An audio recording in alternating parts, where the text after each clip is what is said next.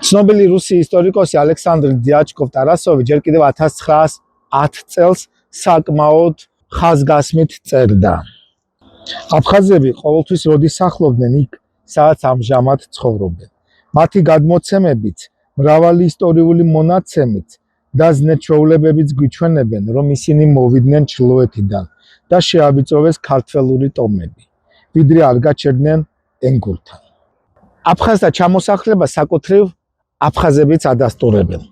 1934 წელს აფხაზური სეპარატისტული ისტორიოგრაფიის ფუძემდებელი სემიონ ბასარიამ ერთ-ერთი აფხაზი მოხუცისგან, მაჟაგვ ადლიიბასგან იწერს ასეთ საინტერესო ცნობას. ჩვენი წინაპრები გადმოსახლდნენ მაშინ, როცა გაიგეს, რომ აფხაზეთის მოსახლეობა გაიქცა და ის დაცარიელა. აფსუათა შესახებ ცნობილი ჰოლანდიელი მკვლევარი ნიკოლას ვიცენი წერდა. ისინი თითქმის კელტ-თაყვანისმცემლები გახდნენ, განსაკუთრებით აბაზაში. მათი ჩვეულებრივი ცხოვრების წესი ბარბაროსულია, ხელოსნობის არცე დარგს არ მისდევენ. მათი ძირითადი საქმიანობაა ყმაწვილებისა და ქალიშვილების გატაცება. ისინი ხან ერთ ქვეყანას ესხმიან თავს, ხან მეორეს მონების ხელში ჩაგდების მიზნით. მონებს ისინი ცვლიან მაუძე, იარაღზე, ტყავზე,